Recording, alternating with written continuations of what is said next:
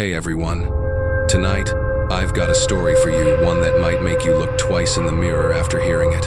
It just moved into a small rental room at the end of an old hallway, where the fluorescent lights never stopped flickering. Nothing special about the place except for one thing: a big mirror standing against the wall, right across from the bed. The frame was dark wood, old, and spotted with mold. The kind of mirror you'd think belonged in the trash. But from the very first night, I realized something wasn't right. You know how a mirror is supposed to reflect you? Well, mine didn't. When I looked into it, the reflection smiled. But I didn't. It was a small, crooked smile. Subtle, but real. I tried lifting the corner of my mouth and the reflection froze for a second, then smiled wider, like it was waiting for me to notice it wasn't me. I laughed nervously, telling myself it was just the lighting. But something about that grin made the hairs on my neck rise. Before we go any further, trust me, you might not want to hear how this ends. So if you're brave enough, take a second to like the video and subscribe. It really helps me keep making these stories. And drop a comment. Tell me where you're listening from, what time it is, and what you're doing right now. Now, turn off the lights, pull the blanket over your head, put on your headphones, and let's begin. I stepped closer to the mirror. The dim light only showed half my face, but the reflection inside looked brighter, clearer than reality. I lifted my hand. The reflection did the same, but just a beat slower. One heartbeat, that's how I noticed the delay. Then, its lips curved upward, 1 millimeter at a time, into a smile I couldn't possibly imitate. My heart pounded, but I forced myself to try. I smiled. It smiled wider. I stopped. It didn't. The grin stayed frozen, stretched, unnatural. I pressed my hand to the glass. It was ice cold. So cold I could almost feel someone breathing on the other side. Is someone in there? I whispered, knowing how ridiculous it sounded. But something deep down told me don't look any longer. I pulled the curtain over the mirror and tried to sleep. But all night, I could hear it. A faint chuckle coming from somewhere. Maybe the mirror, maybe my head. The next morning, sunlight slipped through the curtains straight onto the mirror Eid covered. Only, the curtain was open. I knew Eid closed it, and what I saw next made my stomach drop. The reflection showed me lying in bed, still smiling. I sat up instantly. I wasn't smiling. I frowned, squinted, but the reflection stayed cheerful, frozen in that same eerie grin. I walked closer. Each step made the old floor creak. Every detail matched perfectly. The scar, the shirt, everything except the mouth. I bit my lip. The reflection didn't. I covered my mouth with my hand. It copied me, but through the gaps between its fingers, I still saw the grin, deep, carved into the glass. I stepped back, whispering to myself, "It's just my eyes playing tricks." But my mind whispered back, "No, it's ahead of you." I flicked the light on, then off, then on again.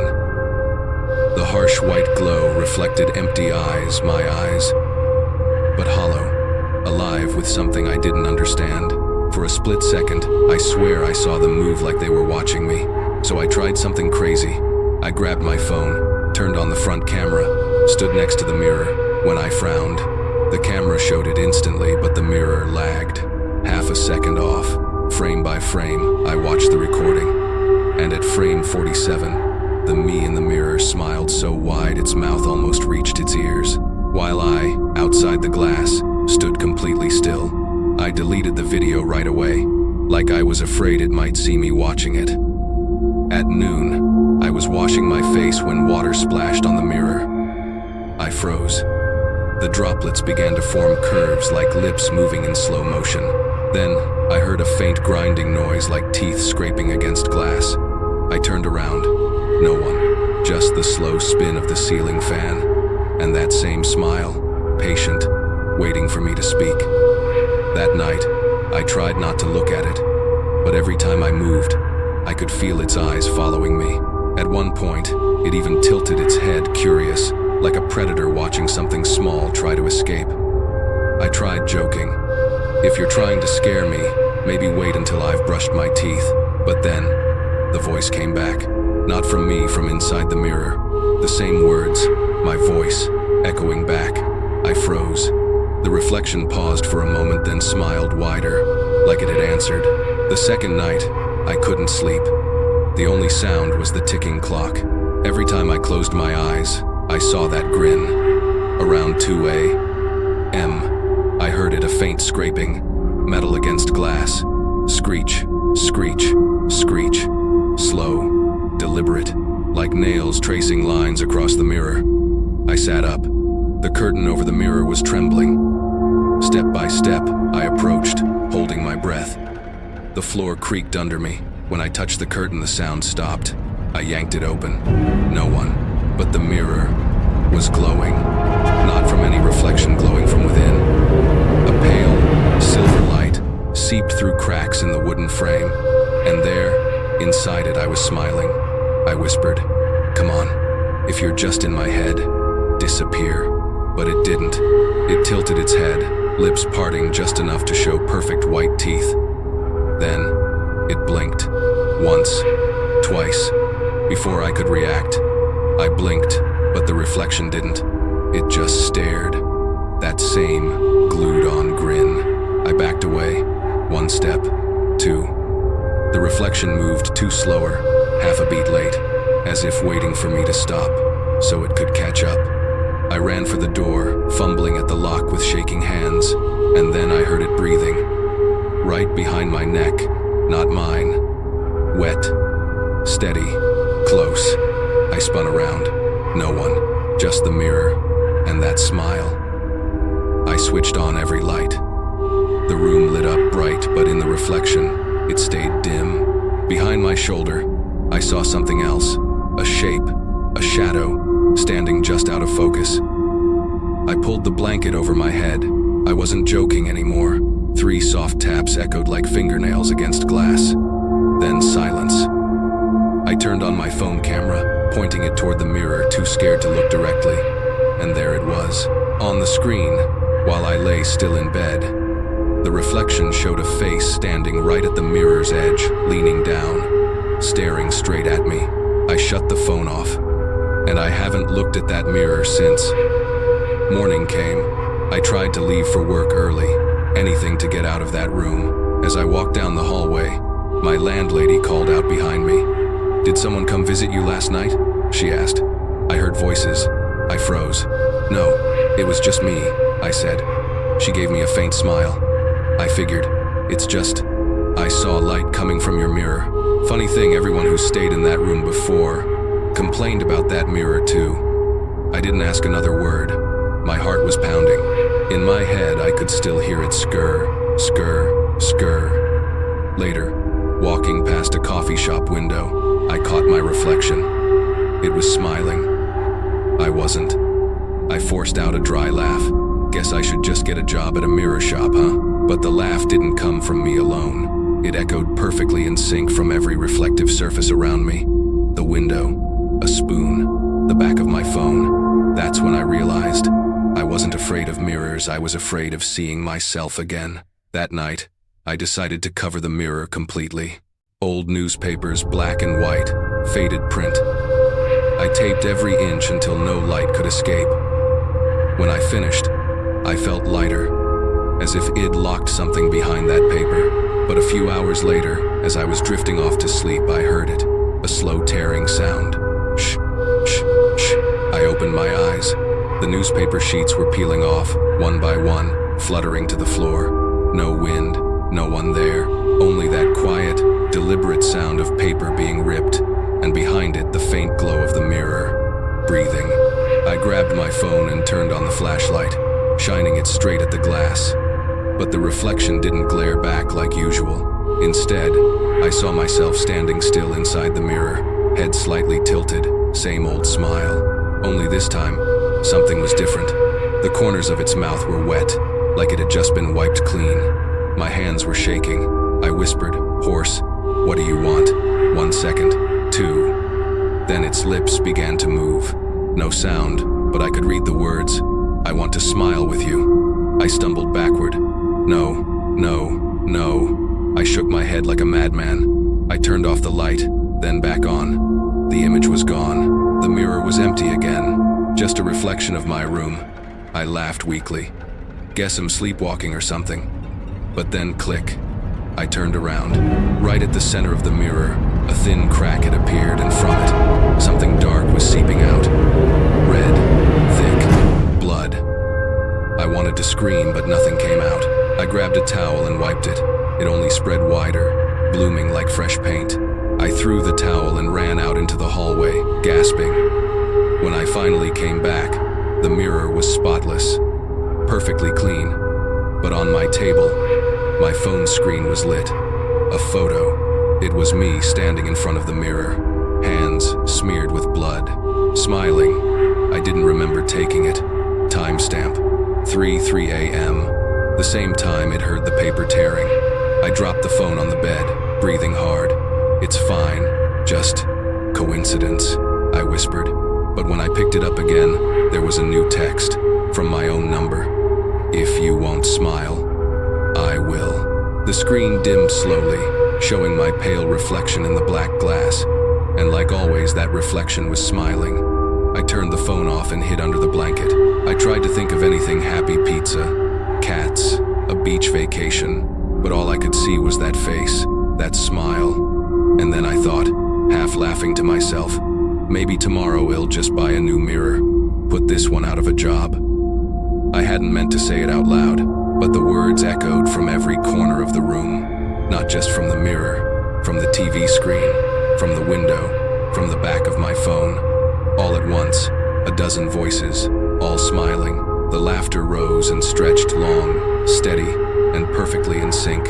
I curled tighter under the blanket, heart pounding so loud it drowned the sound. And deep down, I knew no matter what I did, that smile would never stop. Morning. I didn't want to go near the mirror again, but humans are strange. The more we fear something, the more we want to look at it. Like knowing there's a knife inside a box, yet still wanting to open it. So I tried one last thing. I covered the mirror with a blanket, pushed a heavy dresser in front of it, and set my phone to record from across the room. I wanted proof, or maybe reassurance, that I wasn't losing my mind. Then I left the room, made some coffee downstairs. 10 minutes, 20. When I came back, the blanket was on the floor. The dresser had been dragged a few inches to the side. My hands trembled as I stopped the recording. I played it back. For the first 30 seconds, nothing. Then, the blanket began to move gently, as if brushed by air. By the 2-minute mark, it slid down slowly, inch by inch. And then, I appeared in the frame. Me, or something that looked exactly like me, standing in front of the mirror, smiling, unblinking, staring straight into the camera. But I knew where I was at that moment downstairs, holding a cup of coffee. I replayed it over and over, searching for shadows, reflections, lighting tricks, anything, nothing. And each time I paused on that frame, I could feel the cold crawl up my spine. Because of the eyes, they weren't looking at the mirror. They were looking through it, right at the viewer. I deleted the video, not out of fear, but because I was certain of one thing. If I kept it, whatever was in that mirror would find a way to follow it. That night, I started packing to leave for a few days. Halfway through folding my clothes, click, I turned. The mirror's frame had split open slightly like a door. I stared. It wasn't a door. Not really, just a crack that looked like one. Through it, I saw my reflection. And behind it, something else. A shape. Long, tangled hair falling over a face I couldn't see. I spun around. No one there. But the air smelled strange, sweet, damp, and old. Like hair that hadn't been washed in years. I opened the window, gasping for air. It's fine, I whispered. Just leave. Tomorrow, I'm gone. Night fell. I lay in bed, eyes wide open. 2:58 a.m. Rain tapping on the metal roof. I told myself, just get past 3 o'clock. Then a message from my own number. I stopped breathing. The text said only 2 words, smile now. I dropped the phone, throat tightening. The screen lit up again this time. A video call. Caller ID. Me. I couldn't answer. My finger hovered, shaking, but before I could press anything, The call connected by itself. The screen flickered, shaky and dim, but I recognized it immediately. It was my room. That same mirror, that same faint silver glow. And something was moving on the other side. In the video, I was standing in front of the mirror, smiling, my head tilted to one side, lips smeared with something dark. Then the image started moving closer and closer, until all that was left on the screen was the smile. I threw the phone onto the bed and lunged for the light switch. The room was silent, but from the mirror, that dim glow spilled out like someone on the other side was shining a flashlight straight at me. I forced myself to walk toward it. The light faded, and I saw me standing still inside the glass, lips trembling. I thought it was going to smile like always, but this time, it didn't. It started opening its mouth, slowly, deeply, the jaw stretching past what should have been humanly possible. From its throat came a sound, dry, cracked, something between a laugh and a sob. I staggered backward, bumping into the table. The coffee mug crashed to the floor, spilling everywhere, and when I looked down at the puddle, I saw it, that same smile. Not just in the mirror, in every surface that could reflect. The TV screen, my phone, the watch face, even the glossy eyes of a ceramic cat on the shelf. All of them were smiling. I started laughing, the kind of laugh that only comes when you've got nothing else left. My voice shook. Go on then. Laugh all you want. Let's see what you can actually do to me. The room exploded in laughter, layers and layers of it. Dozens of voices, overlapping, stretching, until the sound turned sharp and metallic. I clutched my head and ran to the door. When I grabbed the handle, I caught my reflection in the metal, and there I was again, not opening the door. My reflected hand just rested on the lock, smiling. I froze. It felt like something on the other side of the metal had wrapped its fingers around mine, holding me there. I yanked my hand free and fell backward onto the floor. When I looked up, the mirror was pitch black, no room, no reflection. I sat there for a long time. Only one thought circled in my head. If that thing wants to smile, let it smile alone. I turned my back on the mirror, crawled onto the bed, and pulled the blanket over my head. The laughter softened. It slowly faded into a whisper, a soft, close murmur, almost like a lullaby. Right before I drifted off, I heard a voice, breathy, right at my ear. Don't worry. You'll learn to smile like me soon enough. In the morning, I looked into the bathroom mirror. My face was pale, eyes sunken. I tried to smile, it came out crooked, weak, lifeless. But when I bent down to splash water on my face and then looked up again, the smile in the mirror had changed. Sharper, cleaner, perfect, and it didn't fade. From that morning on, I noticed something terrifying. No matter how hard I tried, I couldn't keep a straight face in front of a mirror. Every time I faced a reflective surface, the corners of my mouth pulled up on their own. I tried to force my expression flat, clench my jaw, but the muscles would tremble, then slowly stretch back into an awkward grin. At first, I told myself it was psychological, like my body was reacting to trauma. But the more I tried to control it, the wider the smile became until my cheeks hurt, a sharp throbbing pain at both sides. I started avoiding mirrors, even polished metal, even dark screens. Didn't matter. I still felt watched. I work in a small office with decorative mirrors lining the walls. On my first day back, the second I walked in, I saw it. Me in the mirror lifted its head first and smiled before I did. I flinched. Everyone else carried on like nothing was wrong. I forced a laugh. Yeah, I just didn't sleep much. One of my coworkers looked at me and smiled back, but in her eyes, I saw it, a faint reflection of my face. Two of me, one standing in front of her, one in the glass, both smiling, half a second out of sync.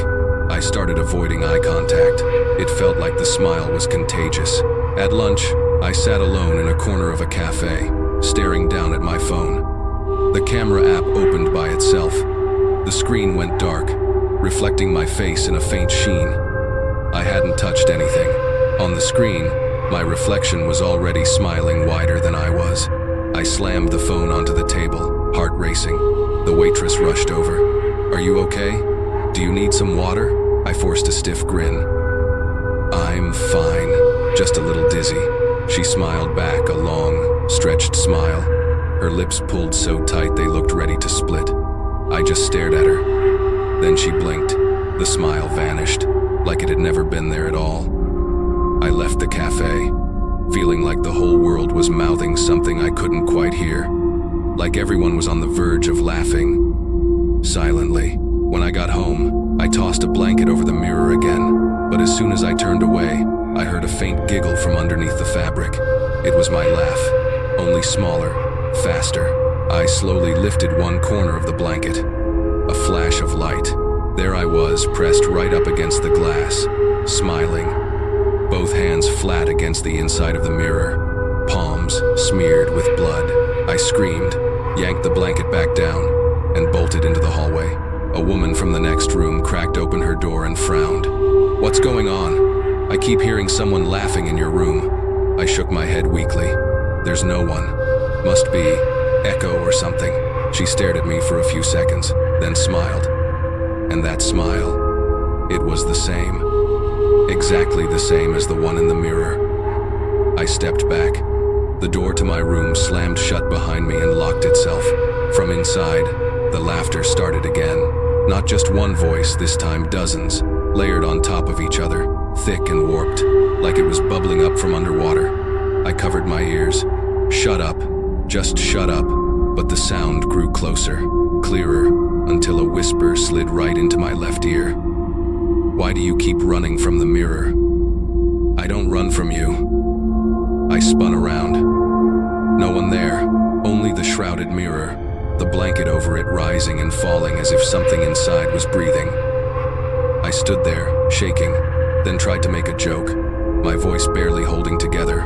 "Okay, guess you're working out in there, huh?" A burst of laughter answered, this time unmistakably my own voice. I started wondering if I really was losing my mind. The entire next day, I refused to stay in the room. I went to work early, stayed out late. I told myself I just needed distance, but as soon as night fell, I realized something awful. There was nowhere I could go that felt safe.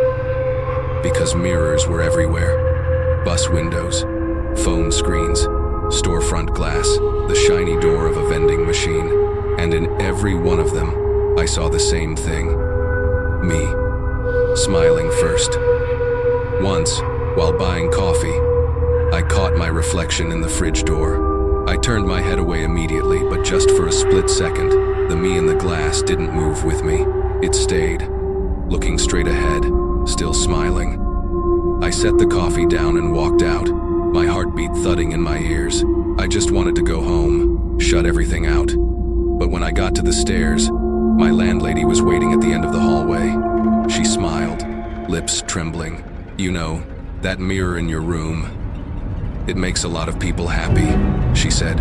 "Everyone who stays there ends up smiling." I stared at her. "What do you mean?" She tilted her head, smiling wider. "Maybe because in the mirror, everyone looks happier than they do in real life." I didn't know how to respond. Her words sounded wrong, like she was reciting a line someone else had planted in her mind. I turned away, hurried into my room, and locked the door. The mirror was still covered. I didn't go near it. I just slid down the wall and sat on the floor, listening to the fan spin overhead. At some point, I must have fallen asleep. When I woke up, it was dark. The clock read 2:37 a.m. A soft sound clicked from the corner of the room.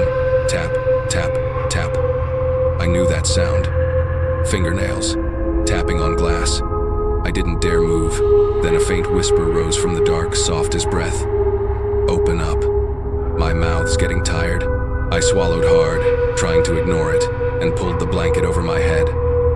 But the laughter began again, slow. Rhythmic bursts, sometimes distant, sometimes right beside me. I screamed, "Stop it! I'm done. I'm not playing anymore." No answer, just the sound of the blanket sliding off my body. I opened my eyes. No one in the room, but the cover over the mirror was on the floor. A dim, bluish light glowed from the glass like moonlight leaking through a crack in the world. "I knew you'd look," the voice said, this time from inside the mirror. And for some reason, my feet started to move on their own. The figure inside me stood upright, slowly raising one hand. But it wasn't smiling this time. Its face was solemn, its eyes burning with hatred. I froze, face to face with myself. A thin crack split across the surface, spreading like a spiderweb. Then I heard it, the sharp crack of glass. A pale, slender hand pushed through. It gripped the edge of the frame from the inside. I screamed and stumbled backward, but that hand pressed harder, forcing the glass to bend and creak. Desperate, I grabbed a chair and swung with all my strength. Crash! The mirror shattered. Shards rained down around me. I collapsed, panting, vision swimming. But before I could even feel relief, I saw it. Every piece of broken glass reflected the same thing. Hundreds of tiny smiles, all moving at once, and in each one, a pair of wide, unblinking eyes. Mine. I started laughing, broken, trembling, almost sobbing. You want me to smile? Fine. Then let's smile. The shards laughed back. 1,000 tiny voices whispering, hissing, rumbling like waves breaking against the floor. Morning light filled the room, but the chill didn't leave. I sat among the shards, too afraid to touch them. Each fragment reflected a different version of me. One smiling, one tilting its head, one staring from an angle that didn't exist in this world. I whispered, "Enough. I have to get rid of them." I gathered the shards, one by one, dumping them into a trash bag. Each time I touched one, my fingertips buzzed like static electricity. Some pieces cut deep, drawing blood, and the moment the blood touched the glass, the shards glimmered as if they were drinking it. I sealed the bag tight and carried it outside to the dumpster. When I came back inside, the mirror was still on the wall, untouched. I froze. Same dark wooden frame, smooth, flawless surface. I stepped closer and pressed my hand against it, ice cold. It burned. I stumbled back, whispering, "If that mirror broke, then what is this?" I bent down, inspecting the corner. Same tiny scratch on the frame, the one I'd noticed days ago. It couldn't be another one. And then I saw it. In the reflection behind me, the trash bag was still there, lying in the middle of the floor. I turned around. Nothing. But in the mirror, I was there, bending down, picking up the bag, and smiling. I screamed and slammed my hand against the glass. Not a crack, not a dent, only a hollow echo, deep, like knocking on a coffin. And from somewhere within, a soft chuckle rose, one that seemed to come from inside my chest. I bolted out the door, ran downstairs, and found the landlady sweeping the courtyard. I shouted, "You have to get rid of that mirror. It's not normal. It fixes itself, it comes back." She looked up slowly, expression blank, then tilted her head and smiled. "Do whatever you want," she said. "It's not my mirror." I blinked. "Then whose is it?" Her smile stretched wider. "It belongs to the one inside." I stepped back. The noon sunlight hit her face, and her eyes gleamed strangely bright. In them, I saw my own reflection smiling. I ran, spent the whole afternoon in the park, staring at the ground, refusing to touch my phone, refusing to look at the lake. I knew if I did, it would smile first. By dusk, I forced myself to return. I just wanted to grab my things and leave forever. But when I opened the door, I froze. There weren't one, but 3 mirrors on the wall. Identical, perfectly aligned, each one reflecting a different version of me. The first smiled faintly. The second tilted its head, lips trembling. The third stood still, lips closed, but its eyes followed my every move. I stepped closer, shaking. They weren't reflections anymore. They were alive. "What do you want? You want me to smile?" I whispered. "Fine." I forced a grin. All 3 smiled back, but out of sync, each one delayed by a fraction, like a broken record playing slightly offbeat. Then came the sound. 3 different laughs, overlapping, distorted, twangy like strings stretched too tight, ready to snap. I dropped to my knees, clutching my head. The whispers filled the air again, from everywhere at once. "Smile. You're almost there." I jumped up, grabbed a chair and swung, but this time, the chair passed straight through the mirror. No impact, no shatter, just ripples, like water. Then a hand reached out. My own. It clamped around my wrist, freezing cold, hard as stone. I yanked back and fell to the floor. The mirror stilled again, perfectly flat, but on my wrist, red marks, fingerprints, icy to the touch. I started laughing low, broken. All right, fine. You want me to stay? Let's see who lasts longer. The three reflections smiled together, and in the center, a fourth shape appeared. A woman, long, black hair hanging almost to the floor, dripping dark like wet ink. Her head bowed, face hidden except for her lips, thin, red, curved into a restrained smile. At first, I thought she was another reflection, but she was real, too real. The three mez in the mirrors began trembling, their smiles flickering like candlelight. She didn't move, just breathed, shoulders rising, falling. Then, from within that curtain of hair, an eye opened. It looked straight at me.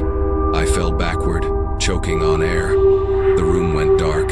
Whispers erupted from all three mirrors, overlapping, echoing, filling the air like static. She's here. She's borrowing the mirror. She wants to smile with your mouth. I crawled toward the door. Behind me, footsteps echoed. Tap, tap, tap. Bare feet on the wooden floor. I turned. No one was there. But in the mirror, the woman had stepped closer. She took one more step. All I could manage was a strangled daunt. Everything went dead silent. No fan, no rain outside the window, just the sound of my own heartbeat slamming in my chest. And then, the mirror shattered again. But this time, the pieces didn't fall. They floated. Shards of glass hung in the air around me, spinning in slow circles, each one reflecting a different version of my face, all of them smiling, twisted, warped. I tried to shut my eyes, but I couldn't. Every muscle in my face was locked in place. For a split second, I saw her face in the middle of that spinning storm of glass. She wasn't smiling anymore. She was controlling me. Everything went black. I woke up to sunlight. The room was empty. The three mirrors were gone, just bare walls. I sat up, head pounding, throat dry. On the floor, a few long black hairs lay scattered, cold to the touch when I picked them up. I looked around. No mirrors, no smiles. For a moment, I actually felt relief. Maybe it really had just been a long, drawn-out nightmare. I decided to pack and leave. But as I turned toward the door, I heard a soft click behind me. I spun around. On the blank wall, a new mirror had appeared, smaller, round, like a makeup mirror. No frame, just a perfect circle of glass. And in it, I saw her, the long-haired woman standing behind me, looking up. I whipped around. No one there. I turned back again. She was closer now in the reflection, only a few steps behind me. I stood frozen, breathing hard. She slowly lifted her head. Her skin was pale, waxy, almost translucent. Where her eyes should have been were two deep, empty pits. But her mouth stretched into a grin that reached all the way to her ears. Her head tilted sideways and her voice scraped out harsh like cracking glass. I'm just borrowing your mirror for a little while. She lifted a hand and pressed it against the inside of the glass. Her fingers were thin, nails long and jagged, crusted with dried blood. The surface of the mirror trembled. A handprint appeared on the outside, pressed in from within. I panicked, pounding on the wall, screaming. The glass didn't break. The handprint stayed sunk into the surface like a mark on skin. I started sobbing. What do you want from me? Her voice came again, softer now, almost gentle, like it was threading itself through my hair, touching my scalp, sending ice down my spine. Just for a little while. You'll feel so much better. I backed away, refusing to look at the mirror, but the sound followed me, a quiet, steady murmur. I clamped my hands over my ears and shouted, "Get out!" No answer, only the faint smell of burning hair, musty, damp, with a hint of metal, like dried blood. I dropped to my knees, shaking. The light in the room dimmed, then went out completely. The only thing left was that dull, ghostly glow from the small round mirror, like a dead eye staring. She was pressed right up against the glass now. I could see every detail, the tiny cracks in her lips, the thin cuts along her mouth, the emptiness of her sockets reflecting my own face. Her lips moved. This time it wasn't a whisper. It was clear, slow, deliberate. "Have you smiled enough yet?" I don't know why, but my throat answered on its own. "No." She nodded slightly. Her smile split further, skin tearing in fine lines, revealing rows of blackened teeth. Then, it's my turn. The surface of the mirror began to ripple like water stirred by an invisible hand. Waves spread out from the center as her face pushed forward, not with a body, but as a reflection peeling itself free. Her shadow on the floor was no longer mine. It moved on its own, slowly separating from my feet, then rising. It took shape, human shape. I stared, unable to blink. The shadow took a step toward me, then another. When it was just an arm's length away, it tilted its head and smiled. At that exact moment, the lights snapped back on. The shadow disappeared. The mirror looked normal again, reflecting only me sitting on the floor, drenched in sweat, gasping for air. I stared at myself and whispered, "There's no one else." It was just a dream, but the me in the mirror didn't move. Those eyes kept staring down at me. Then, very slowly, it smiled. I gave a weak laugh, trying to joke it away. "Fine, you win. I'll smile with you, okay?" Immediately, the me in the mirror opened its mouth, not in a smile, but in a scream. The sound ripped out from inside the glass, shrill and metallic, like steel grinding against steel. My whole body locked up. In an instant, the room's reflection twisted, the angles warped, the corners stretched as if the mirror was sucking in every bit of light. A dark hand reached out, gripping the edge of the frame. Her voice followed so quiet it felt like it slipped between my heartbeats. "Don't be afraid. All you have to do now is smile." My facial muscles started twitching. The corners of my mouth jerked upward. My teeth clamped together so hard I tasted blood. I tried to scream, but only laughter came out. Broken, hoarse, distorted. The sound filled the room, mixing with another laugh, hers, or mine in the mirror. I couldn't tell anymore. Then all the lights went out. The room disappeared into darkness. In that darkness, only one thing remained visible: the smile in the mirror. I don't know how long I was out. When I opened my eyes, dawn was breaking. The mirror was still there, standing silently, catching the first gray light of morning.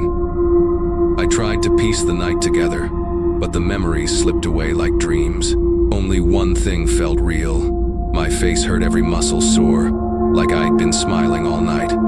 I walked closer to the mirror. For the first time, the reflection matched me perfectly. No delay, no extra movements. I stared, thinking maybe it was finally over. I reached out and touched the glass. Warmth spread under my fingertips. Not cold, not empty.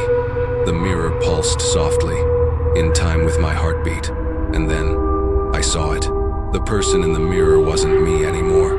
The face was longer, thinner, the skin pale, waxy like melted candle. The lips too red curled into the same familiar smile. Her smile. I stumbled back as the mirror began to tremble. Tiny, tack, tack, tack, sounds echoing like fingernails tapping from the inside. Her voice floated out, clear and gentle, brushing my ear like breath. "You lent me your smile. Now it's my turn to give it back." I looked down and realized the corners of my own mouth were lifting again, inch by inch. I couldn't stop it. A drop of blood slid from my lips onto the floor. I touched my mouth. The skin at the corners had split open, thin and deep. The pain was sharp and strangely numb at the same time. I bolted from the room, sprinting down the hallway, pounding on every door. No one answered. I ran to the front door, locked tight. I screamed, hammered against it, but the whole building stayed silent. The only thing I could hear was my own voice echoing back at me, distorted, drawn out, like laughter. I turned toward the glass panel in the front door. Outside, in the pale morning light, dozens of people were standing still, all of them facing inward, all of them looking straight at me, and every single one of them was smiling. I backed toward the stairs, my heart being squeezed tighter with every step. Suddenly, A shadow stretched across the wall toward me, thin, with hanging hair, holding something that glinted faintly in its hand. I spun around. No one there, but the shadow remained, darker now, closer. I bolted up the stairs, dashed into my room, and slammed the door shut. Silence, only my own ragged breathing. I glanced around, the mirror was gone. A dry laugh slipped out of my throat. Finally, it's over. But the moment the sound left my lips, my phone lit up on the table. I walked over. The front camera was on selfie mode, and right behind my shoulder, I saw her, the woman from the mirror, smiling, head tilted to the right. I whipped around. No one. But in the camera, she was still there, one step closer. I tried to shut the phone off, but my fingers were trembling, slipping over the screen. Every time I touched it, she moved closer. Finally, the screen went black. I exhaled, shaking. A second later, it turned on again by itself. White text flashed across the dark screen. Smile and ill disappear. I shook my head slowly, teeth clenched. No, I'm not smiling anymore. Immediately, the mirror on the wall, the mirror I was sure had vanished, began to rattle. Light flared and flickered wildly across the room. Her voice cut through the air, now dripping with anger, hissing between invisible teeth. If you won't smile, it'll make everyone around you smile instead. And right then, I heard it.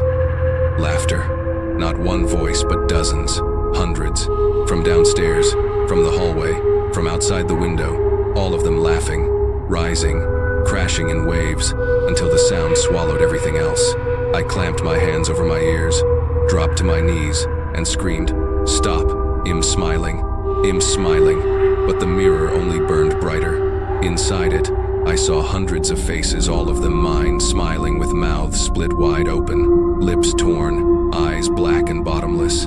And in the center of that sea of faces, the long-haired woman stood still and whispered, "Good. Now you've finally learned how to smile." When I came to, the sky outside had gone orange.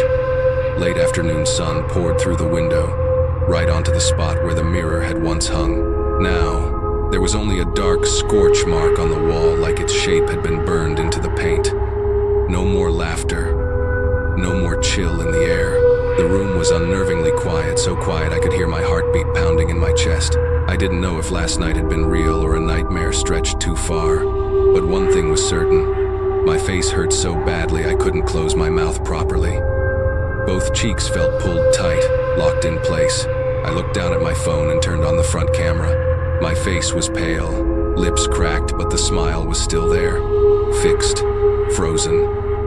I tried to move it, but I couldn't control it anymore. Every time I tried to frown, my mouth only stretched wider, more distorted, until the corners of my lips split and a thin line of blood seeped out. I started crying, but the tears mixed with the blood, and that only made the smile look worse.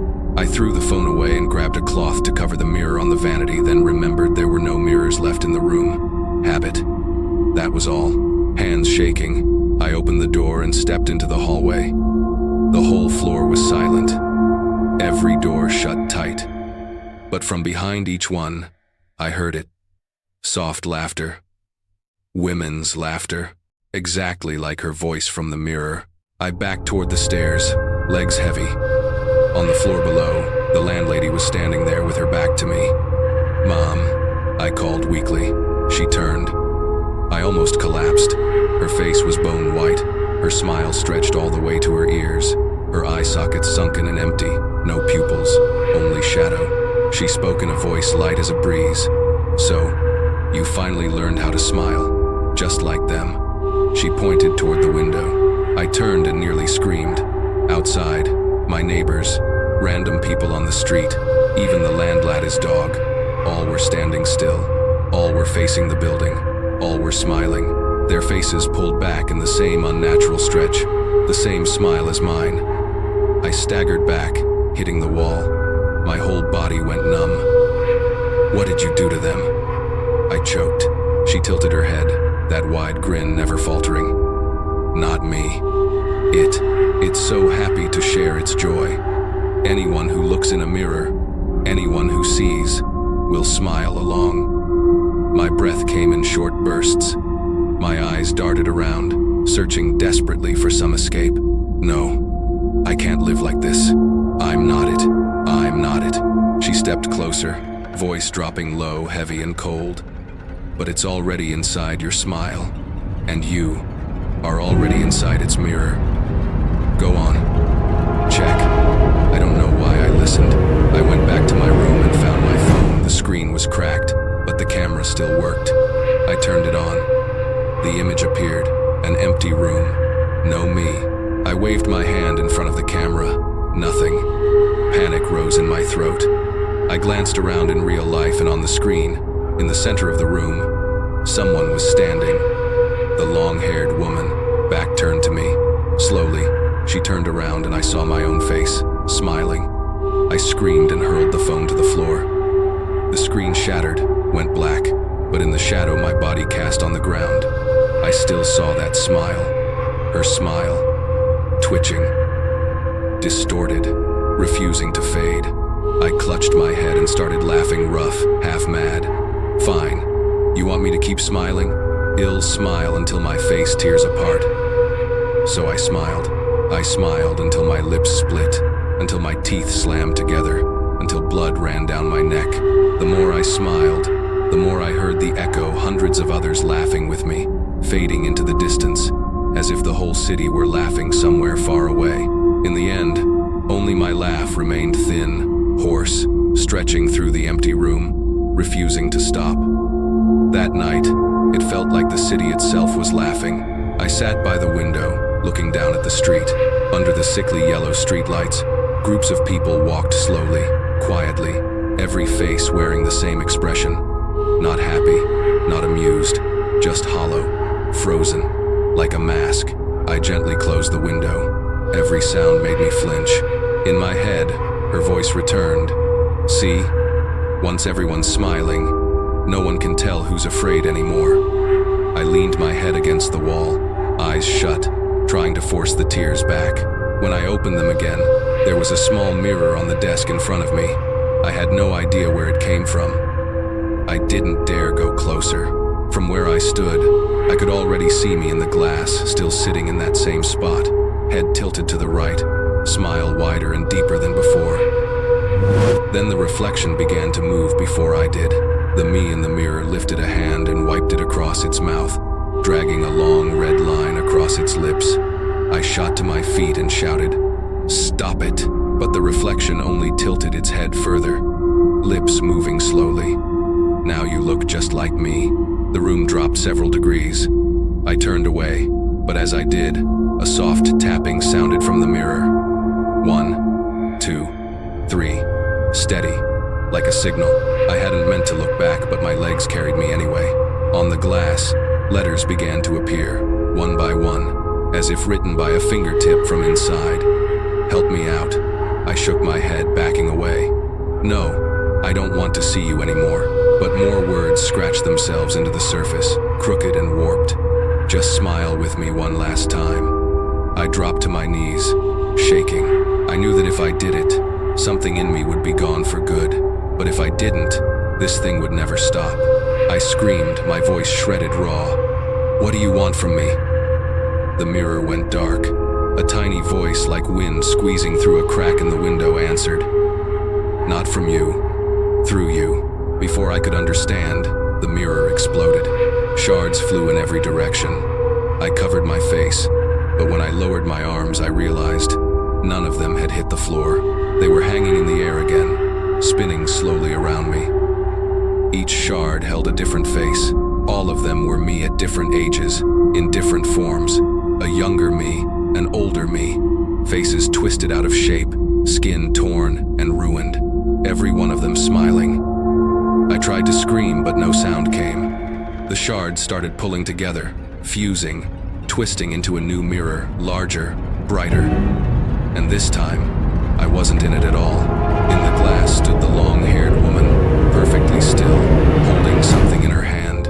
She lifted it, a small, round, pitch-black object the size of a coin. I squinted, and then I understood. An eyeball. She smiled, raised it to her lips, and swallowed it. The surface of the mirror cracked. The sound of breaking glass roared through the room. I was thrown to the floor as the lights flickered, then went out completely.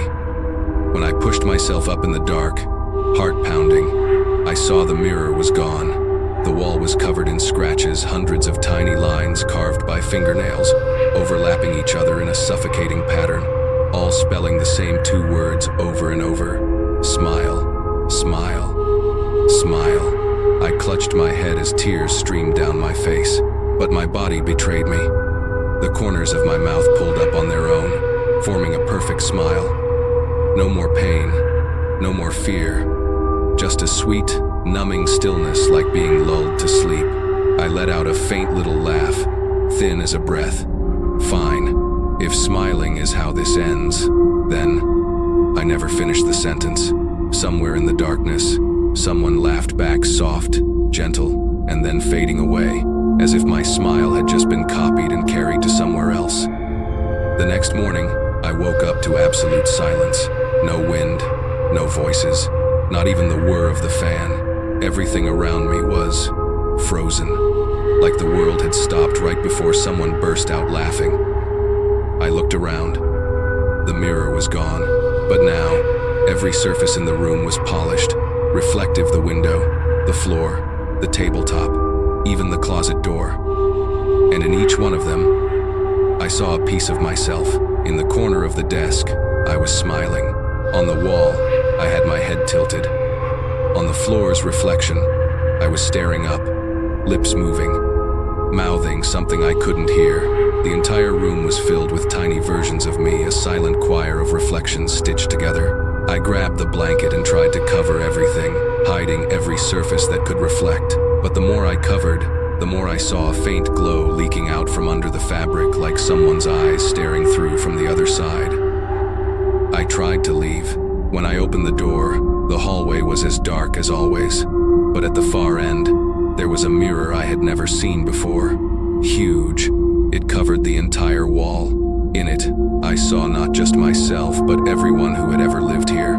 Dozens of figures, old and young, all standing upright, all smiling, eyes wide open. In the center, the long-haired woman stood with her head bowed like a mother leading her children. My legs shook as I walked toward it. One of the figures laughed barely a breath. "You can't leave. Everyone smiles here." I stepped back, but the floor was slick. Every footprint I left was stained red. I didn't even know where the blood was coming from. I tried to scream, but my throat felt dry, packed with sand. Then the mirror began to move. Every person inside took one synchronized step forward. The glass didn't crack, it breathed, like a thin layer between two worlds about to melt. I ran, but the hallway stretched on forever. No matter how far I went, whenever I turned back, the mirror was the same distance behind me, sliding closer without getting closer. I sprinted to the front door and yanked the lock. Still locked, I pounded on it until my hands bled, but the door didn't budge. Over my ragged breathing, I heard a familiar voice, my own, whispering right by my ear. "Stop running. You've been inside the mirror from the very beginning." I turned. Every wall, the ceiling, the floor had turned into mirrors. In each one, I was standing there, but I wasn't moving. I tried to raise my arm. Not a single reflection followed. I tried to smile. Every version of me smiled back at the exact same time. Perfect, mechanical, a marching army of smiles. I collapsed, tears falling. "Please, let me out." In the center of all the reflections, the long-haired woman appeared, a faint, smoky outline. She tilted her head, her whisper soaked with pity. "Out. There is no outside anymore. This is the inside. Out there is just the mirror." The room shook. Light and shadow blended into a single icy silver, everything melting together like mercury. For a moment, I felt myself being pulled backward through the surface of the glass, sinking gently, like dropping to the bottom of a still lake. Then, darkness. When I opened my eyes, I was standing in a room exactly like mine, except now, I was on this side of the glass. On the other side of the mirror, I saw someone new moving in. A young man, suitcase in hand, looking around with curious eyes. He stopped in front of the mirror hanging on his wall and leaned in to check his reflection. I wanted to scream, "Don't stare too long," but nothing came out. He smiled faintly, testing the lighting, probably, and I in the mirror smiled back at him like it was the most natural thing in the world, like someone who had long ago mastered the way other people smile. I don't know how long I've been trapped in this world where everything is reversed, and the only thing that feels real is the smile. Outside the glass, the young man still doesn't notice anything is wrong. He sets his suitcase down, turns on some music, starts unpacking. I stand there, hands pressed to the inside of the mirror, unable to look away from him. He looks just like I did at the beginning, normal, relaxed, not knowing he's being watched from the other side. I try knocking on the glass, hoping he'll hear. A faint thunk echoes. He pauses, frowns, looks around, then steps closer. I bang harder, mouth open in a silent scream. "Get out! Don't stay here!" But all he sees is a faint smudge on the glass. He smiles, thinking it's just condensation. Hopelessness washes over me. I know how this ends. Around me, inside the mirror world, other figures stand watching dozens of faces, men and women, all staring quietly, all smiling. The ones who were trapped before me. A woman stands nearest, skin ghostly white, hair spilling down over her shoulders. Her voice blends with the soundless wind in here. "Don't bother. The mirror only opens one way when the person outside smiles for real." I turn toward her, my voice cracked and dry.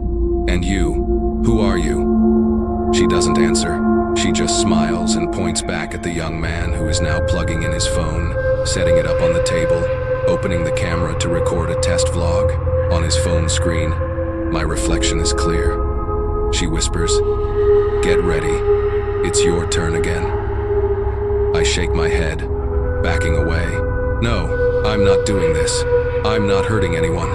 The others around us break into laughter, a sound without tone or warmth, like pebbles sliding across glass. They move closer, forming a circle around me. Every face is cracked, fractured like broken glass, but all of them wear that same unchanging smile. A short man says quietly, "We all said that, until we couldn't stand our own laughter anymore." I clutch my head, feeling like my skull is about to split. Outside, the young man adjusts his camera. The lens points straight at the mirror. He leans in. He lowered the phone, angling it so the mirror caught his whole body. A thin silver light slipped through and into his eyes. I knew it was starting. He gave his first smile, brief, natural. But in the mirror, I smiled half a beat earlier. He frowned, tilted his head, tried again, and then, like a chain reaction, the smile in the mirror began to stretch, warp, distort, until he just stared at it, confused. I screamed, "Stop, look away," but outside, he only leaned closer, curious. My shadow started to move, not with him anymore, but forward, toward the glass. I felt my body stretching, softening, like I was sliding out through a layer of water. A cold wind flooded the room on the other side. He stepped back, mumbling, "What the?" But it was already too late. My hand, or rather, the hand of whatever was inside me, touched his shoulder. Everything blurred. I felt myself being yanked backward, falling into a hollow space where nothing existed but laughter echoing from every direction. When I opened my eyes again, I was back in the room. But everything had swapped places. I was outside. He was inside. On the surface of the mirror, he was pounding, screaming silently. His twisted smile smeared across the whole pane. I just stood there and said softly, "I'm sorry. I told you not to stare too long." Behind me, other voices rose, the ones trapped before him, whispering, cheerful, weightless. "Welcome to the inside." I turned. The long-haired woman was standing there, smiling, her hand resting on my shoulder. She said, "Well done. Now you understand why the mirror needs someone to smile." I looked back at the glass, where the young man still screamed without sound, and I smiled, not because I was happy, but because I no longer knew how not to. At first, I thought that once I escaped the inside of the mirror, it'd be free. But freedom turned out to be just another form of the curse, because from the moment I stepped out, every reflective surface in this world belonged to me. I could see people inside them, every face, every smile, every passing glance. Every time they checked a mirror, washed their face, or just glanced at a window, I was there. They never noticed. They only saw themselves, and then smiled, unconsciously. I started hearing that laughter everywhere. In supermarkets, in elevators, on the slick windows of passing buses. Laughter that didn't come from mouths, but from inside the glass, from the other side of the reflection, where people like me still existed. Every night, when the city went quiet, I could hear a soft chord rising, a harmony of laughter from thousands of mirrors, in sync, spreading along the walls, echoing like a strange kind of wind. Sometimes, I'd see someone shiver and look back over their shoulder. They thought someone had just laughed behind them, but they never saw anyone there. I knew it was me. One evening, walking down a hotel corridor, I stopped in front of a large mirror in the lobby. Warm yellow light washed over it, reflecting my face clearly, or what my face had become. My skin was so white it was almost translucent. My eyes no longer held anything human. But the smile remained the same, soft, weightless, and permanent. I pressed my hand to the glass. Inside, hundreds of other faces did the same, the ones trapped before me, now nothing but fragments of souls in reflection. They all whispered, "You're the keeper of the smile now." I blinked. The keeper of the smile, it sounded like a title, a role no one would ever want. I wanted to refuse. I wanted to shatter every mirror in the world. But I knew it was pointless, because the mirror doesn't just live in glass. It lives in other people's eyes. When I walk through a crowd, every gaze reflects me. Every time someone looks at me, the smile in their eyes curves just a little, even if they don't understand why. A child in the park once pointed at me and asked his mother, "Mom, why is that lady smiling at me?" The mother turned, following his finger, but by then he had already slipped out of sight. Only my shadow remained in the nearby window, smiling and waving at the child. At night, I go back to the old rental building. The place is silent now, the doors all locked. My former room is covered in dust, but the mirror is still there, spotless, bright, like it's been freshly polished. I look into it.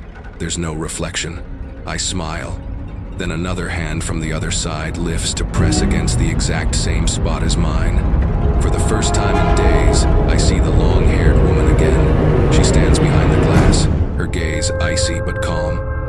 I ask quietly, "What am I now?" She smiles so wide her cheeks split, and her voice echoes like it's coming from hundreds of stacked mirrors. "You are the mirror, and when someone looks into you, you teach them how to smile." I stare at her and suddenly understand. She never truly came out. She just passed the roll on. A droplet falls onto the surface of the glass. I don't know if it's a tear or blood. Her shadow fades, leaving only me there, standing between two worlds, smiling, not sad, not happy, just calm, like a reflex that's become instinct. Outside, it starts to rain. Each raindrop clinging to the window reflects a tiny piece of my smile, glittering, multiplying endlessly. I think to myself that maybe this is why people say mirrors never lie. They don't speak. They just smile and wait until you smile back. Since that day, I no longer know where the line is between the two sides of the mirror. Sometimes, walking down the street, I hear the sound of my own footsteps, but coming from the opposite direction. Every time I turn my head, the windows around me seem to turn too, as if hundreds of other me are watching every single move I make. I try to live like a normal person. I eat, I walk, I talk to people, but in every conversation, I notice the same thing. Everyone I look in the eyes smiles, a half beat slower than I do. I tested it. One morning, I sat across from a cashier at the supermarket. I smiled first. She smiled back exactly half a second later. The second time, I tried not smiling at all. She still smiled this time before I did. In that moment, I understood that the curse was no longer confined to mirrors. It had spread through eye contact. I started seeing strangers on the sidewalk suddenly smiling for no reason when their eyes brushed past me. Someone on the bus turned, gave a tiny smile, then looked away. Someone on the street caught their reflection in a car window, smiled without knowing why, and moved on. And all the while, I felt like I was scattering something everywhere I went, something I could no longer control. That night, I went back to my room and locked the door tight. No more mirrors, no more reflections. But in the darkness, a faint silver light flickered. It was my phone. It had turned itself on. On the screen appeared a message. "Smile. Everyone's waiting for you." I threw the phone to the floor. The screen shattered, but the voice didn't stop. It came from the speaker, from the crack under the door, from every shiny surface around the room. "If you don't smile, they'll smile for you." I covered my ears and screamed, "Stop! I don't want to spread it anymore." But the sounds didn't stop. The walls began to tremble. The paint peeled away, revealing a hazy glass layer beneath. I froze. The whole room was turning into a mirror. The floor grew glossy. The ceiling reflected me upside down. Hundreds of smiles appeared all around, in perfect harmony, endless, terrifying. I backed away. There was nowhere left to run. Amid the humming sound, the long-haired woman stepped out from a piece of the wall. She didn't look the same anymore. Now she seemed calm, almost gentle. She walked slowly toward me, placed her hand softly on my cheek and whispered, "You've spread it far enough. Now it's time to come home." I trembled. "Home? Where?" "Back inside your own smile." She pressed her palm against my chest. A wave of cold shot through me, stealing my breath. My whole body convulsed, and then I felt myself dissolving. Skin, blood, bone, all turning into thousands of tiny reflections, flying outward, clinging to the walls, to the ceiling, to every object in the room. I had no body left, only light a faint, silvery glow, soft as a breath spreading through the room, through the hallway, through every pane of glass in the building. Outside, people walking by looked up. The third-floor window was glowing. A few stopped to stare, and one by one, they smiled, and that was enough. I, or what was left of me, finally understood. The ones inside the mirror were never trapped. They became the mirror for the next person to look in, to smile, and to leave a piece of their soul behind forever. I drifted, weightless, as the long-haired woman's final voice whispered through the wind. "No one ever really escapes the mirror. Only those who learn to smile longer." I wanted to cry, but my lips were already smiling. A little child passing by looked up at the glowing window and asked, "Mom, why is that lady smiling at us?" The mother laughed softly and shook her head. "There's no one up there, honey." But if they had looked closer, through that faint light, they would have seen me smiling back, waiting for someone curious enough to look a little longer. It's raining tonight, that long, quiet kind of rain that feels like someone breathing right next to your ear. I, or what's left of me, drift through the reflections in the puddles. Each time a raindrop hits the surface, my image splits again, hundreds, thousands of me blending into countless smiles, spreading across the wet streets. People step around the puddles, but whenever they glance down, they see themselves smiling. They don't realize they're looking into my eyes. I follow a young woman walking along the sidewalk with a red umbrella. The rain tilts sideways, and the store window warps her reflection, but in that reflection, I stand just behind her, faint and reaching out my hand. She doesn't see me. She only hesitates for a moment, as if sensing someone watching her. Then she smiles unconsciously. That's when I understand. I'm no longer a person. I'm the movement of a smile. The shimmer of light across glass. The distortion people call a trick of the eye. I exist in every mirror, every polished surface in bus windows, in raindrops on phone screens, in the dark reflection of a television turned off. Every time someone smiles without knowing why, that's when I see them, and they see me. Only for a fraction of a second, just long enough for a silver fleck of my soul to pass into theirs. Sometimes, I hear the long-haired woman's laughter again, distant, almost kind. "Good. You've learned to spread it." Her voice is warm, even soothing, like a lullaby. I ask, though I know she can always hear me, will it ever stop? No. If people ever stop smiling, the world will see its own fear reflected back. And when that happens, we disappear. Her words fade into the rain, and I finally understand. Mirrors don't reflect to remember, they reflect to carry on. I'm just the one who carries the smile through layers of glass and fleeting faces. When the clock strikes 2:37, that same familiar hour, the rain stops. The streets glisten in silence. The only sound is the soft drip from the awnings. On a shop window, the neon light flickers out, and the glass begins to fog. Through the mist, a faint message scribbles itself across the surface. "I'm here." I look around. No one else sees it, only me. And through the haze, the woman's face appears again blurred, but her smile spreads, multiplying across every window on the block. Her whisper floats through the air. "You don't have to run anymore. You just have to exist. To smile is to exist." I step closer and press my hand against the glass. It isn't cold. It isn't warm. It feels like touching nothing at all. When I pull my hand away, a faint silver fingerprint glows for a moment, then fades. On the other side, hundreds of other me's stand waiting, smiling. I turn away, blending into the crowd. A young couple passes by. The girl glances at her boyfriend and whispers, "Did you see that?" The shadow just smiled at us. He chuckles. "You're imagining things." But as they walk away, the glass storefront behind them reflects 3 smiles, theirs and mine. I smile too, not from joy, but because it's the only thing I still remember how to do. And somewhere in the wind, the long-haired woman laughs again, whispering, "Every smile is a mirror. Every mirror is a soul. Keep going." And I do, because if I stop, I'm afraid I'll forget what my real face ever looked like. I can't remember it anymore. Every time I catch a reflection, I see dozens of different versions, old, young, male, female, but all sharing the same thing, the smile. That smile has become the only language I can speak, the mark of those who have looked and those who soon will. One night, I drift back to the old apartment complex. The hallway lights flicker the same way they always did. Each door remains locked and silent. I stop at room 7, the place where it all began. The door was slightly open. A damp draft drifted out, carrying the smell of old smoke and mildew. Inside, a man was unpacking, probably the new tenant. He had just hung the mirror on the wall. The same one.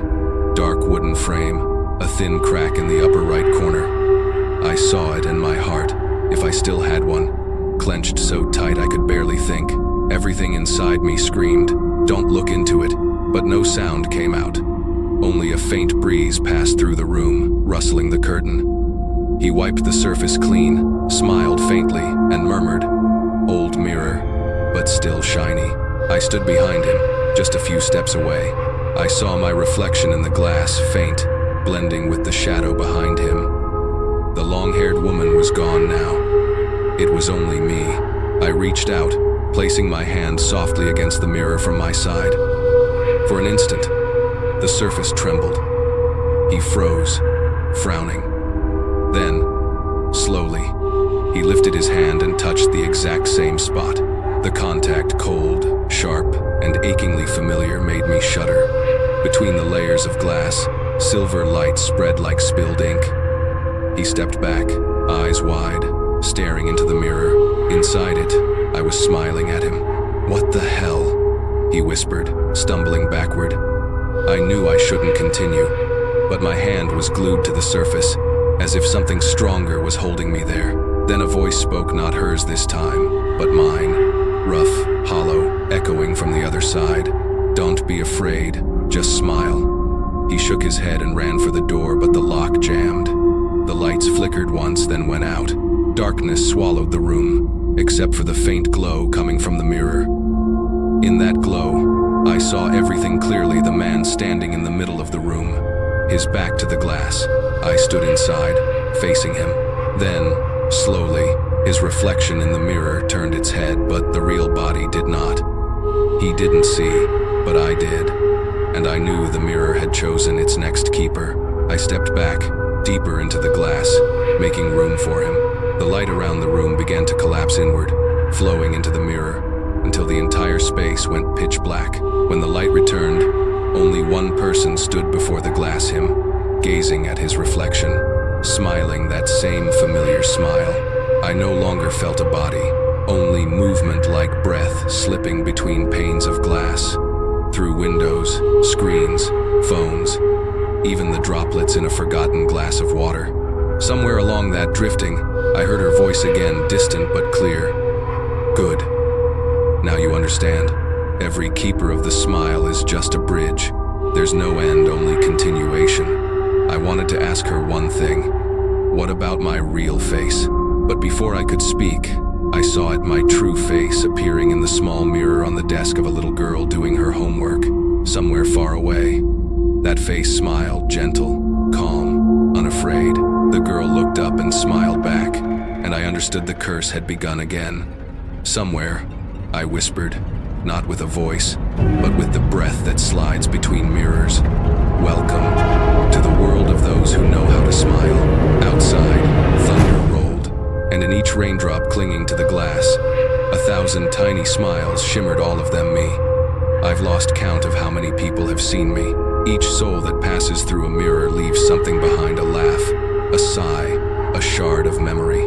They stick together, forming a thin, endless hum, like wind whistling through a steel pipe. On rainy nights, I drift over the city, watching hundreds of glowing windows. Inside every one, someone is washing their face, checking their hair, straightening a collar, glancing for just a moment. And I'm their feint, woven into the light. People rarely notice me. They just think their smile looks a little brighter than usual, and they hold it for a bit longer. That's all I need to live another day. Sometimes, someone lingers staring into the mirror. Mesmerized, I can hear their heartbeat, their thoughts whispering, "Why do I look different?" Then, inevitably, they smile, and in that instant, I know they've opened the door. No one remembers clearly what happens afterward. They call it sleepwalking, or a dream where they talk to themselves. But I know a small part of them stays with me, inside the glass. One night, I floated past a bus stop window. An old man sat huddled on a bench, clutching a worn coat. Before him, an advertisement board shone dimly, its surface reflective. He stared into it for a long time, then chuckled softly. "Guess I'm really old now." His smile trembled, mixing with tears. I could feel its warmth, so different from the hollow smiles it'd known. I wanted to tell him, "Don't smile at me. Smile at yourself." But before I could, he sighed and lowered his head. In the mirror, his reflection stayed upright, smiling, young again. And like instinct, he smiled back. The glass trembled softly, and I knew he had joined me. I watched his soul merge quietly with the reflection, peaceful, unresisting. Maybe because he wasn't afraid, and for the first time, I felt that maybe a smile isn't only a curse, but also the way people touch peace. After that, I began to listen more closely. The bitter laugh of someone who just lost their job. The weary smile of a mother hiding tears after tucking in her child. The forced grin of a girl wiping lipstick from her mouth. All of them looked into the mirror and all of them saw me. I no longer wanted to scare them. I just watched quietly. When someone smiled from the heart, the glass warmed, and I could feel life spreading from them like a faint light in the dark. I began to wonder. Maybe the smile was never a curse. Maybe it was the mirror's way of showing people they still exist. Then, in a small diner's mirror, I saw the long-haired woman again. She stood behind the shopkeeper, hair still damp, dripping onto the floor. But her smile, it wasn't menacing anymore. It was gentle, peaceful, almost serene. "You're still here?" I asked. She turned, looked straight at me through the glass, and nodded. "No one ever leaves," she said. "But now you understand what a smile truly is." "What is it?" I asked. "It's how people see the part of their soul they can't see with their eyes." And then her image faded, leaving only me, surrounded by countless reflections, all smiling softly, not haunting, not eerie, just warm. I stood there for a long time, letting the wind move through the shards of light, and for the first time since I was trapped, I wasn't afraid of mirrors anymore. I smiled not because I had to, but because I wanted to. Outside, someone smiled too, though they didn't know why, and that was enough. The world reflected one more smile. I don't know how many years have passed. Time inside a mirror isn't counted by days or hours, but by how many times someone looks into it. Each glance that brushes across the glass awakens a fragment of my memory, a faint shimmer of light in the darkness. Now, I no longer wander. I rest within an old mirror, hanging on the wall of a small house in the suburbs. It isn't a grand house, just an elderly couple and their granddaughter, about 10. The little girl often studies under a warm yellow lamp, her hair tied into 2 neat braids. Sometimes, she lifts her head and looks at me, not with fear, not with curiosity, just looks, quietly, for a long time. One night, she asked softly, "Mister, is there someone living inside the mirror?" Of course, I didn't answer, but I felt myself smile, a very small, very gentle smile. She smiled back. "If there is, I hope they're happy." I don't know why those words stopped me cold. The whole mirror glowed softly, not with the cold silver light of before, but with something warm, alive. I looked at her, and for the first time, I felt truly reflected, not as a copy, not as a trapped shadow, but as me, the one who had been afraid, lost, and forgotten how to live. The voice of the long-haired woman echoed distant, but clear as rain. "You see, a smile doesn't kill anyone. Only those who forget how to smile die slowly inside their own reflection."